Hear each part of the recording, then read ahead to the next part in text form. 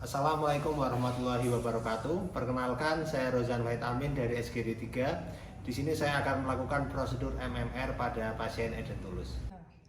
Ya, di sini saya sudah menyiapkan alat dan bahan. Di sini saya sudah menyiapkan spidol, saya sudah menyiapkan benang. Ya, di sini benang digunakan untuk membuat garis chamfer. Kemudian ada juga penggaris atau jangka sorong. Kemudian ada selotip untuk merekatkan benang, kemudian ada gunting, ada base plate dan bed trim, dan juga occlusal gate plane serta spiritus, lampu spiritus. Kemudian ada juga pisau wax, nah yang nanti akan digunakan untuk menandai garis nyum. Ya, jadi yang pertama yaitu tahap MMR, penentuan bidang orientasi. Pasien diperintahkan untuk duduk tegak sejajar lantai, kemudian kita buat garis chamfer terlebih dahulu. Garis chamfer adalah garis yang melintasi pada trabus telinga kanan dan kiri dan di pusat dari center of rotation. Nah, kemudian kita mulai membuat garis chamfer. Coba pasien diperintahkan untuk membuka mulut.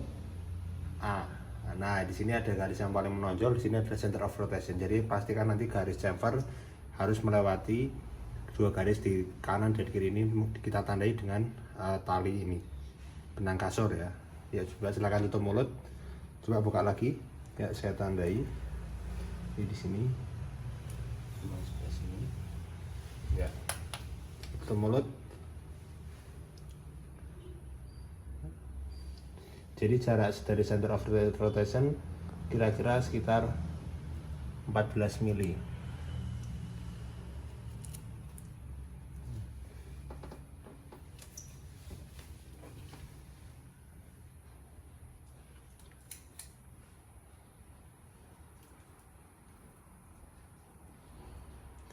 Ya, pastikan benangnya kencang ya, tidak lepas.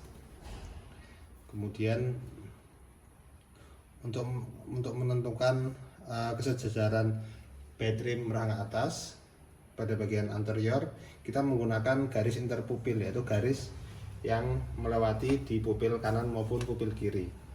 Nah, matanya bisa dibuka, lihat ke sini. Ya, ini ada garis interpupil, jadi ini batas untuk yang anterior. Kalau tadi garis chamfer ini untuk garis pada batas yang posterior. Kemudian kita bisa mengambil bed trim.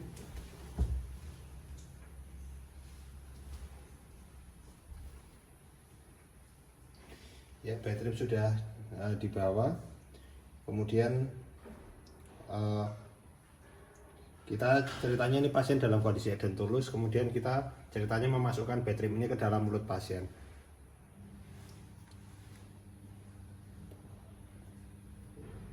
Posnya mana sih? Di stop dulu.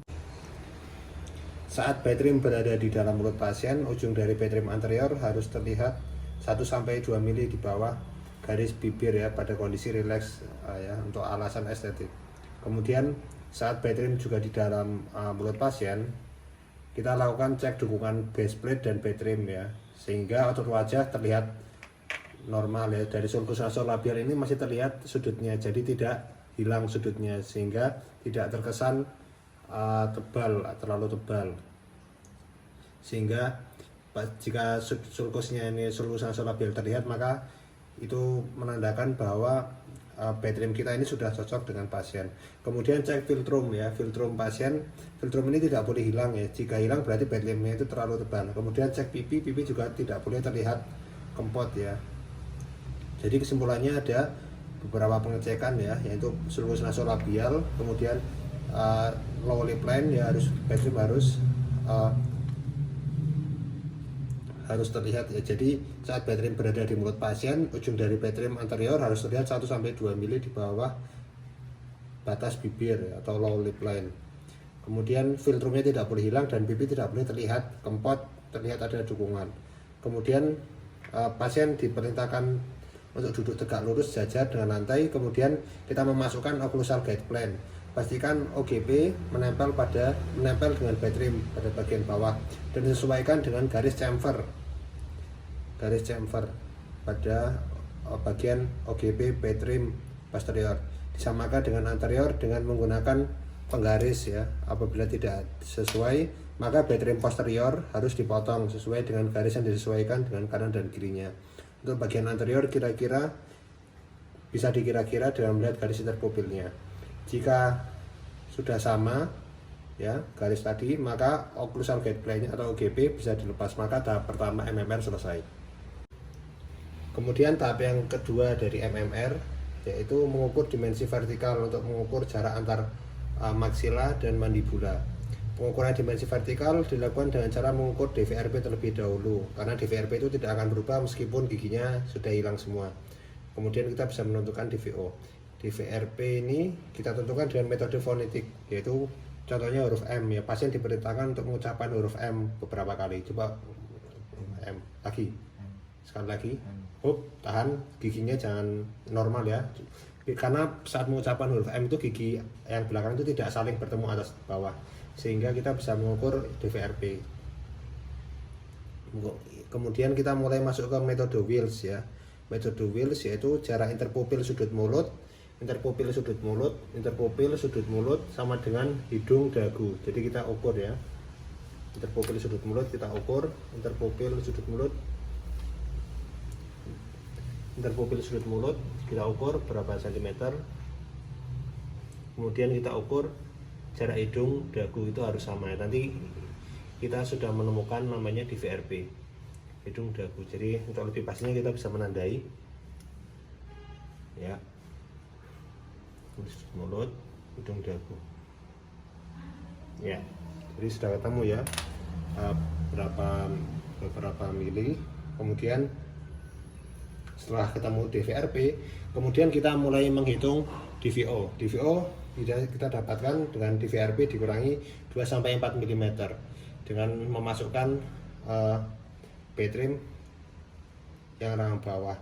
Nanti yang dikurangi itu yang bedrim rang bawah, rang atas tidak akan kita kurangi sama sekali.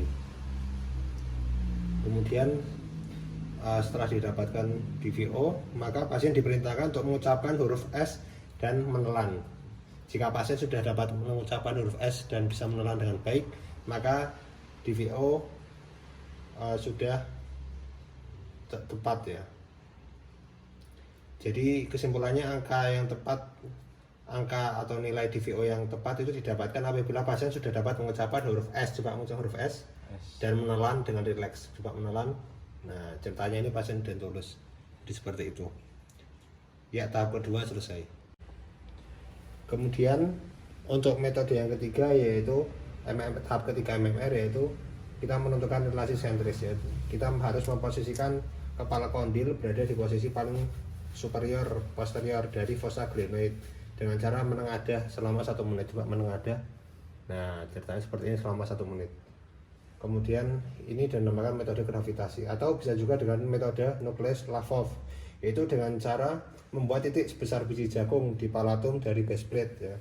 Jadi dari base plate ini kita buat titik ya, titik berupa sebesar biji jagung.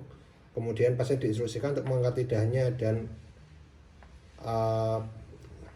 lidahnya sehingga menyentuh titik tadi, sehingga pasien menggigit bedrim, sehingga nanti bedrim akan berkontak di atas maupun bawah. Kemudian bisa juga menggunakan metode fatigue atau metode lelah, yaitu bedrim rang atas dan rang bawah dipasang dan dibuat garis panduan atau garis midline, yaitu frenulum labialis superior ke frenulum labialis inferior. Kemudian garis caninus line, yaitu garis cuping hidung antara ya.